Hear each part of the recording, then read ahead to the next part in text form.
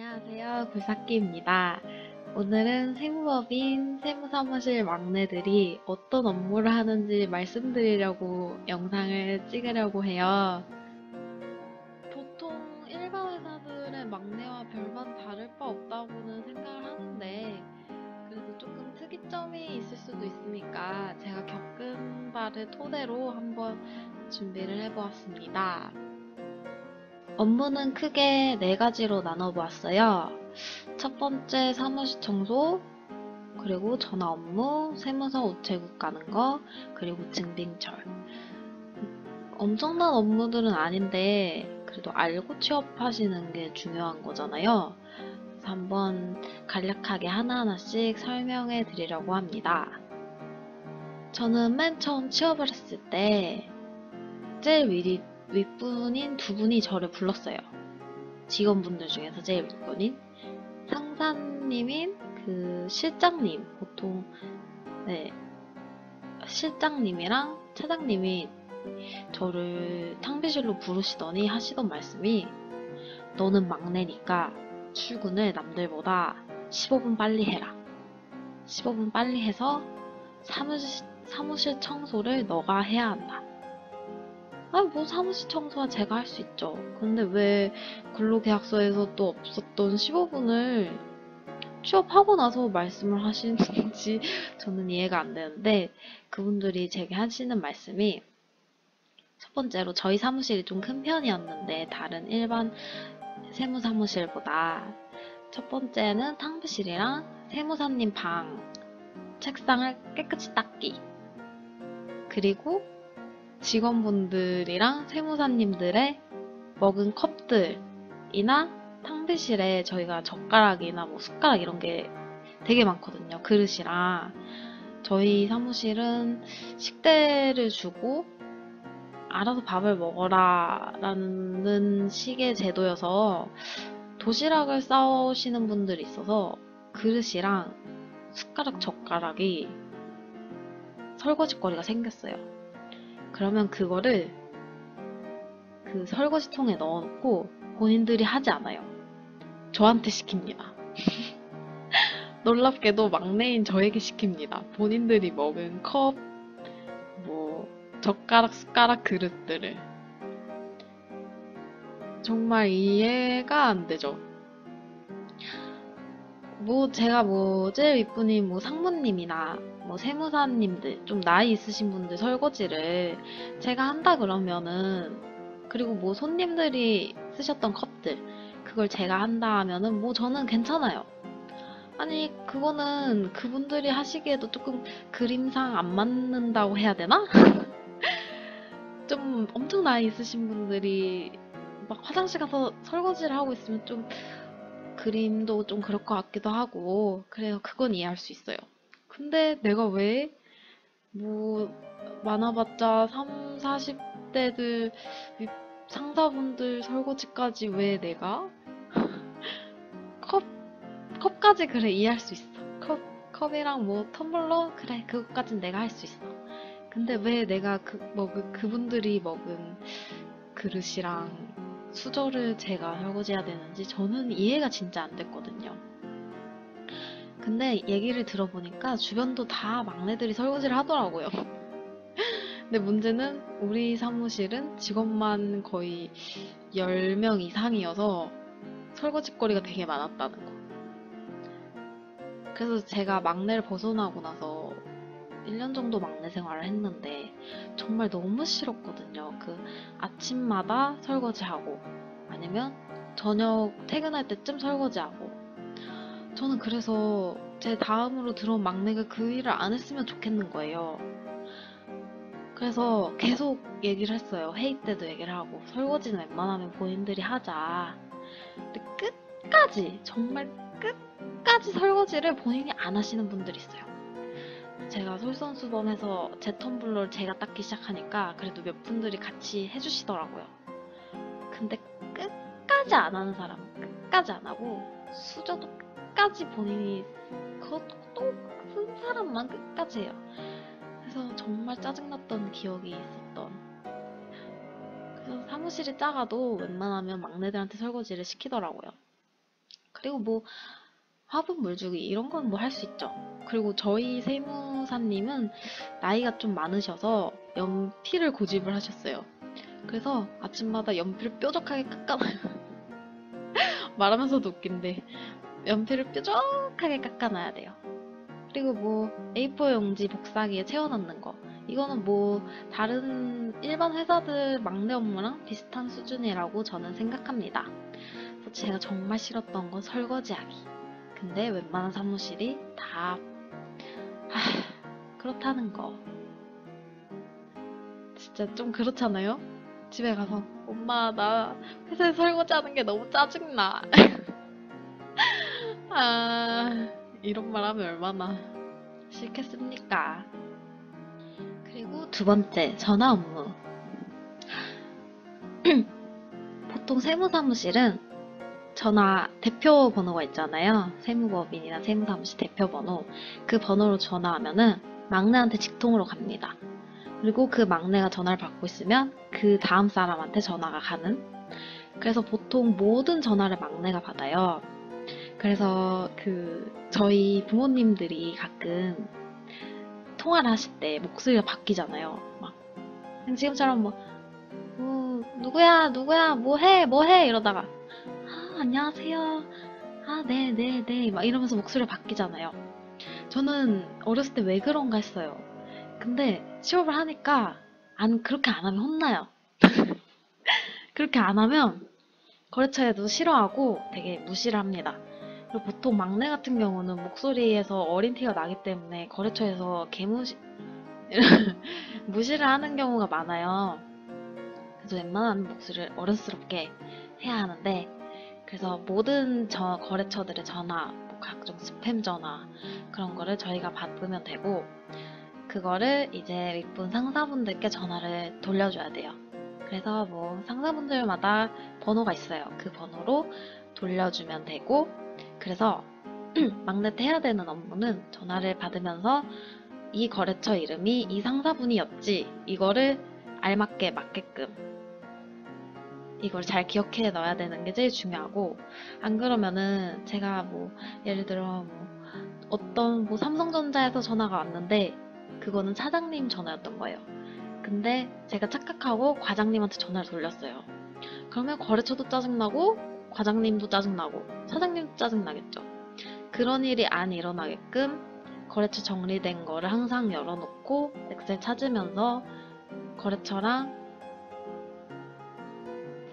어떤 상사분을 이어줘야 될지를 파악하는 게 막내 때는 제일 중요하다고 저는 생각하고, 그리고 세무사무실은 야근이 많잖아요. 그래서 저희 같은 경우는 야근 시즌에는 퇴근 30분 전에 항상 여쭤봤어요. 식사하실 분 계시냐고. 계신다 하면은 뭐 제가 식단을 제시해드려야 돼요. 정말 웃기지만 제가 식단을 제시해드리면은 그분들이 거기서 고릅니다. 그럼 제가 그거를 시켜드리면 돼요.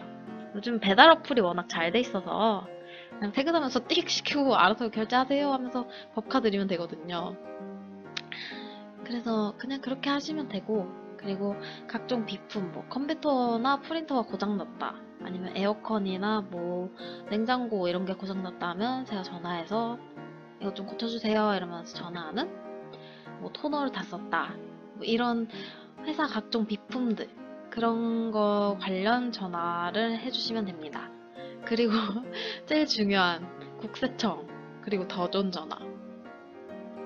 국세청이나 더존에 전화할 일은 딱 많지는 않은데 하는 일 항상 그거예요. 신고기간에 국세청 같은 경우는 가끔 정말 부가세나 법인세, 소득세 거의 다 법조문에 적혀 있어요. 웬만한 상황은. 그리고 이런 상황은 처음인데 싶으면은 홈택스 홈페이지 들어가셔서 검색어에 이러한 상황 같다 키워드 해서 검색하시면 웬만하면 다 뜹니다. 근데 그것도 안 뜨는 경우에 국세청에 전화를 해야 되는데, 얘네가 우리만 전화하겠어요? 아니잖아요. 전화를 엄청 해요, 신고기간에 사람들이. 우리 같은 세무사무실 직원들도 전화를 하고, 그냥 요즘은 홈택스가 워낙 잘 돼 있으니까 본인들이 하시겠다고 하면서 열심히 국세청에 전화하시는 분들. 그런 분들이 너무 많으니까 국세청이 전화를 진짜 안 받아요. 그래서 저희가 부가세 때 안 돼가지고 뭘 좀 여쭤보려고 전화했는데 한 30분 정도를 기다렸다가 받은 적이 있거든요. 그래서 뭐 제 국세청 전화면은 상관이 없어요. 근데 상사분들은 저보다 바쁘잖아요. 막내 때는 제가 일이 많지가 않으니까 부가세 때나 뭐 법인세 때 이렇게 엄청 바쁘지 않단 말이에요. 그럴 때 상사분들이 저를 부릅니다. 불러서 누구 구삭기야, 너가 126에 전화한 후에 상담원 연결되면 나한테 돌려달라. 그러면은 저는 그 전화기를 붙잡고 전화 받을 때까지 계속 들면서 컴퓨터 업무하면서 계속 들으면서 그럴 때까지 있다가 상담원 연결되면 잠시만요. 뭐 과장님 연결됐어요. 이러면서 전화 연결해드리면 됩니다. 도전도 똑같아요. 도전이 뭐 프로그램이 안 될 때가 가끔 있어요. 엄청 느리거나 뭐 어떤 오류가 떠서 나는 신고를 이렇게 하고 싶은데 이렇게 안 돼.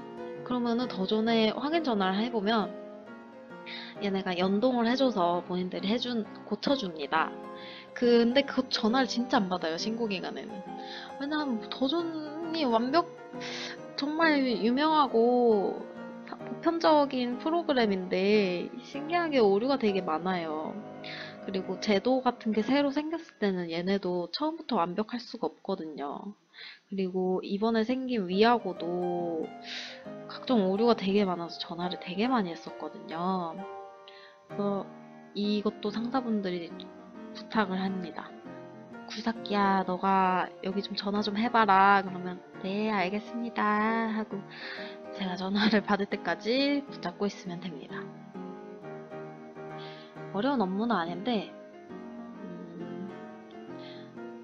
인내심이 필요하다 해야 되나?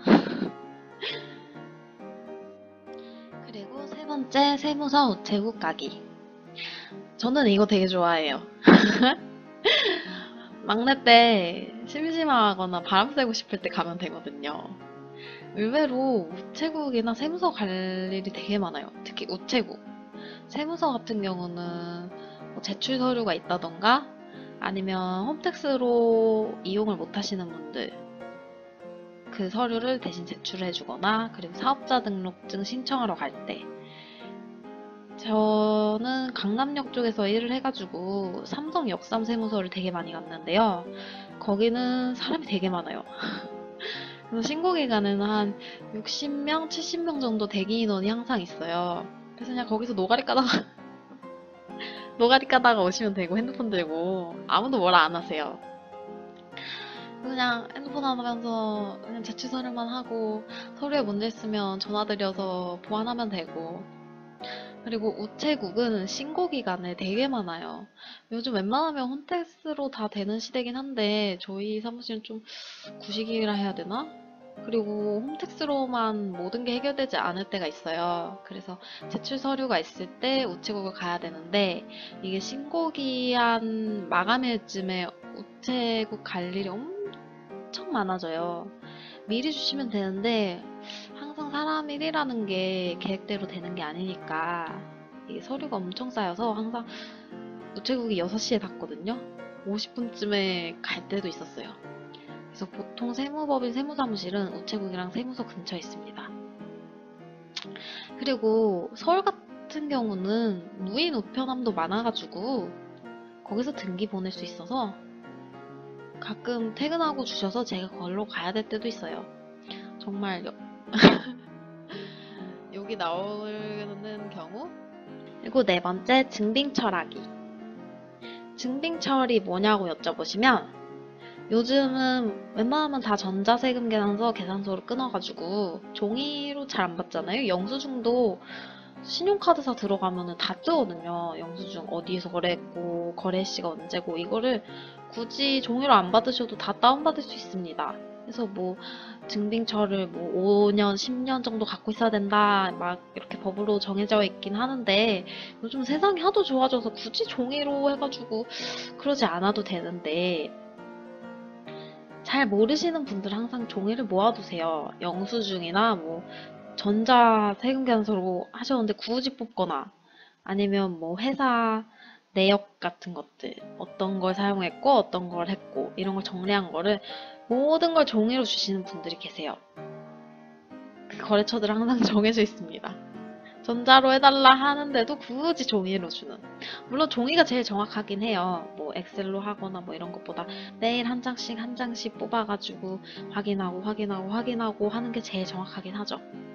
근데 그거를 아무도 정리해서 보내주시지 않습니다.